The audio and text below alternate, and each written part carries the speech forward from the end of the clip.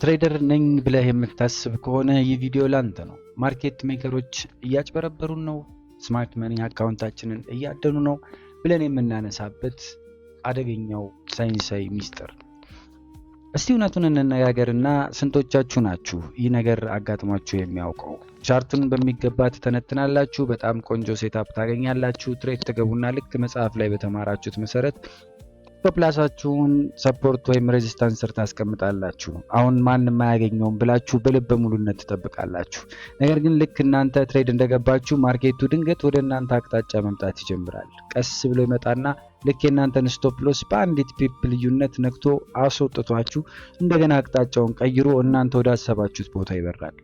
በዚህ ሰዓት በንዴት ትፈነዳላችሁ። አረ ይሄማ ሆን ተብሎ ነው፣ ብሮከሩ የኔን አካውንት እያየው ነው፣ ማርኬት ሜከሮች ወይም ስማርት መኒዎች እኔን ለማክሰር እያደኑኝ ወይም ስቶፕ ሃንት ነው ትላላችሁ። ጓደኞቻችሁም አዎ እባክህ ማርኬቱ አጭበርባሪ ነው ይሏችኋል። እስቲ ዛሬ አንድ አስደንጋጭ እውነት ልንገራችሁ። ጄፒ ሞርጋን ወይም ትልልቅ ባንኮች የእናንተን $100 አካውንት ስቶፕ ሎስ አያዩትም፣ ፈልገውም አያድኑትም። ታዲያ ለምንድን ነው ሁሌ እናንተ ጋር ሲደርስ ማርኬቱ የሚገለበጠው? ለምንድን ነው አይምሯችን ሴረኞች ወይም ኮንስፓይረሲ አሉብኝ ብሎ የሚያስበው? ዛሬ ማርኬቱን አጭበርባሪ አድርገን እንድንገመት የሚያደርገንን የማረጋገጫ አድልዎ ወይም ኮንፈርሜሽን ባያዝ እና ፓራዶሊያ የተባለውን እጅግ አደገኛ የአይምሮ መታወር በኒውሮ ሳይንስ እንፈትሻለን። ይህንን ቪዲዮ ካያችሁ በኋላ ማርኬቱን ዳግመኛ አትወቅሱትም። አብራችሁኝ ቆዩ። የተጠያቂነት ኒውሮ ሳይንስ the victimhood bias። አንድ ትሬድ ሲከስር ለምንድን ነው እኔ ተሳስቻለሁ ከማለት ይልቅ ማርኬቱ አጭበርባሪ ነው ማለትን የምንመርጠው? በስነ ልቦና ሳይንስ ይህ ሰልፍ ሰርቪንግ ባያዝ ወይም ራስን የማዳን አድሎ ይባላል። የሰው ልጅ አእምሮ በተለይ ኢጎ ስህተትን መስራት ይጠላል። ስትከስሩ አእምሯችሁ ሁለት ምርጫ አለው። አንደኛው እኔ ደደብ ነኝ፣ ፕላኔን አላከበርኩም፣ ተሳስቻለሁ ብሎ ህመሙን መቀበል ወይም ኢንተርናል ብሌም የሚባለው። ሁለተኛው እኔ ጎበዝ ነኝ፣ ማርኬቱ ግን በሴራ እኔን እያደነኝ ነው ብሎ ደግሞ ጥፋቱን ለሌላ አካል መስጠት ወይም ኤክስተርናል ብሌም ነው። አእምሯችን ደግሞ ህመምን ለማስወገድ ወይም ፔን አቮይዳንስ ሁልጊዜ ምርጫ ቁጥር 2 ይመርጣል። ጥፋቱን ለስማርት መኒ ወይም ለብሮከሩ ከሰጣችሁ እናንተ ተጠያቂ ወይም ቪክቲም ትሆናላችሁ። ተጠቂ መሆን ደግሞ አእምሮን ነፃ ያደርገዋል፣ የኔ ጥፋት አይደለም ብሎ ያረጋጋዋል። ለዚህ ነው አብዛኛው ትሬደር ማርኬቱ ላይ ሴራ ወይም ኮንስፓይረሲ መፈለግ የሚያስደስተው፣ ምክንያቱም ስህተቱን እንዳያርም ሰበብ ስለሚሆንለት። ፓራዶሊያ አእምሯችን ቻርት ላይ የሌለ ነገር እንዴት ይስላል? እስቲ እናውራበት።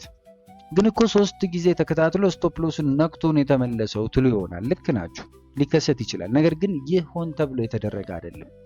በአእምሯችን ውስጥ ፓራዶሊያ የሚባል አስገራሚ ክስተት አለ። አእምሯችን የተበታተኑና ምንም ትርጉም የሌላቸውን መረጃዎች ወይም ራንደም ኢቨንትስ አንድ ላይ በማገናኘት የውሸት ትርጉም ወይም ሚኒንግ የመፍጠር ከፍተኛ አቅም አለው።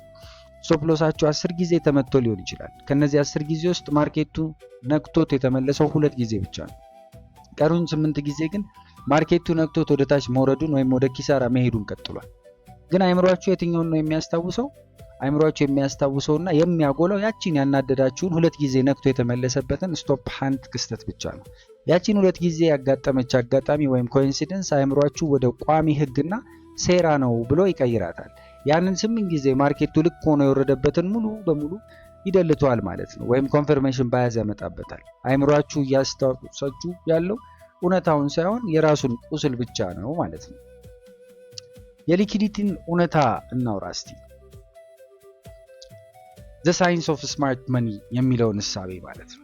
ስማርት መኒ ስቶፕ ሎስ አያድንም ወይ ብላችሁ ተጠይቁ ይሆናል። በእርግጥ ትልልቅ ተቋማትና ባንኮች ወይም ስማርት መኒዎች የራሳቸው ስልት አላቸው። ነገር ግን የነሱ ዓላማ የእናንተን $100 መውሰድ ወይም መልቀም አይደለም። ትልልቅ ባንኮች $1 ቢሊዮን ማርኬት ውስጥ ማስገባት ከፈለጉ ዝም ብለው ባይ ማለት አይችሉም፣ ምክንያቱም ዋጋውን ወደ ሰማይ ስለሚያስፈነጥሩት። ያንን $1 ቢሊዮን ለመግዛት አቻ የሆነ ሻጭ ወይም ሊኩዲቲ ወይም ሴለርስ ያስፈልጋቸዋል። ታዲያ የት ነው ብዙ ሻጭ ወይም ሊኩዲቲ የሚገኘው? አብዛኛው ሪቴል ትሬደር ዩቲዩብ ላይ የተማረው ሰፖርት ስር ስቶፕ ሎስ አድርግ ተብሎ። ሰፖርት ስር ማለት ብዙ ሰዎች ሴል ለማድረግ ኪሳራቸውን ለመዝጋት የሚጠብቁት ቦታ ነው ማለት ነው። ስለዚህ ስማርት መኒዎች ያንን ብዙ ሰው የተሰበሰበበትን ሊኩዲቲ ወይም ስቶፕ ሎሶችን ለመጠቀም ሲሉ ማርኬቱን ወደዛ ይገፉታል። የእናንተ ስቶፕ ሎስ ሲመታ ወይም ሴል ኦርደር ሲገባ እነሱ ያንን ይዘው ባይ ያደርጉታል ማለት ነው። እነሱ ያደኑት እናንተን አይደለም። እነሱ የተጠቀሙት የመንጋውን ደካማ ስነ ልቦና ወይም the predictability of the herd ነው። እናንተ መጽሐፍ ላይ ያነበባችሁትን ነገር በመተግበራችሁ ራሳችሁን ለሊኪዲቲ አሳልፋችሁ ሰጣችሁ ማለት ነው። ሳይንሳዊ መፍትሄው ታዲያ ምንድን ነው? ተጠያቂነትን ማቆም ስቶፕ ቢንግ ዘ ቪክቲም የምንለው እንግዲህ ይህንን የማርኬት ብዥታ እንዴት እናሸንፈዋለን ካለን የመጀመሪያው መፍትሄ ኃላፊነት መውሰድ ነው። ኤክስትሪም ኦነርሺፕ። ስኬታማ ትሬደር የሚጀምረው ማርኬቱ ገለልተኛ ነው ወይም ኒውትራል ነው ብሎ ከማመን ነው። ማርኬቱ አያጭበረብርም፣ ብሮከሩም አያድናችሁም። ስትከስሩ የኔ የሪስክ ማኔጅመንት ስህተት ነው፣ የኔ የትሬዲንግ ፕላን ችግር ነው ብላችሁ 100% ኃላፊነት ወይም ኦነርሺፕ ውሰዱ። ኃላፊነቱን ስትወስዱ አይምሯችሁ መፍትሄ መፈለግ ይጀምራል። ተጠቂ ወይም ቪክቲም መሆንን ከመረጣችሁ ግን መቼም አታዱ። ሁለተኛው መፍትሄ ስቶፕ ሎሳችሁን መደበቅ። ቲንክ አውትሳይድ ደ ቦክስ።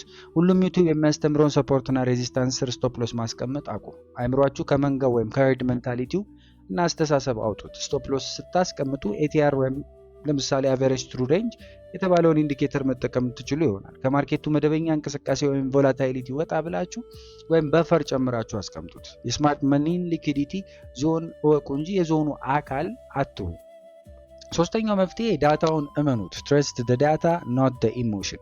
ማርኬቱ ሁሌ ስቶፕ ሎስ የሚነካባችሁ ከመሰላችሁ ስሜታችሁን ትታችሁ የትሬዲንግ ጆርናላችሁን ክፈቱ። ላለፉት 50 ትሬዶች ማርኬቱ ስንት ጊዜ ስቶፕ ሎስ ነክቶባችሁ ተመለሰ? ስንት ጊዜ ነክቶት በዛው ወረደ? ዳታውን ስታዩት ያ ሁሌ ያጭበረብረኛል የሚለው ፍራቻችሁ የውሸት ኢሉዥን መሆኑን አይምሯችሁ ይገነዘባል ማለት ነው። እንደ ማጠቃለያ ወዳጆቼ ዛሬ አንድ መራራ ግን ነፃ የሚያወጣ እውነት ልንገራችሁ። በትሬዲንግ ዓለም ውስጥ ትልቁ አጭበርባሪ ማርኬቱ አይደለም። ትልቁ አጭበርባሪ እውነታውን መቀበል የሚጠላው የገዛ ራሳችሁ አይምሮና ኢጎ ነው። ማርኬቱን መውቀስ፣ ብሮከሩን መውቀስ ወይም ዩቲዩቡን መውቀስ ለእናንተ $1 አያተርፍላችሁም። አካውንታችሁ ማደግ የሚጀምረው ኃላፊነቱን ሙሉ በሙሉ በራሳችሁ ጫንቃ ላይ ስትጥሉ ብቻ ነው። ይህ ቪዲዮ ልክ መስተዋት ሆኖ አይናችሁን ከከፈተላችሁና አዲስ እይታ ከሰጣችሁ ቪዲዮውን ላይክ በማድረግ አጋርነታችሁን አሳዩን። እንዲህ አይነት ቫይራል የሆኑና ስሜት ሊነኩ የሚችሉ የትሬዲንግ እውነታዎችን ለማግኘት ደግሞ ቻናላችንን ሰብስክራይብ ማድረጋችሁን አትዘንጉ። እስቲ በሐቀኝነት ኮሜንት ላይ አስቀምጡልኝና ማርኬቱ ሆን ብሎ የእናንተ ስቶፕ ሎስ እየነካ እንደሚያስወጣችሁ አስባችሁ ታውቃላችሁ? ጓደኞቻችሁስ እንዲህ ሲሉ ሰምታችኋል? እውነቱን እንወያይበት። በሚቀጥለው ቪዲዮ ሌላ አዲስ የትሬዲንግ ሳይኮሎጂ ሚስጥር ይዤላችሁ እመጣለሁ። እስከዚያው ማርኬቱን አትውቀሱ፣ ራሳችሁን አሻሽሉ በማለት ለሁላችሁም በያላችሁበት ሰላም ለማለት ወደድኩ። ሰላም።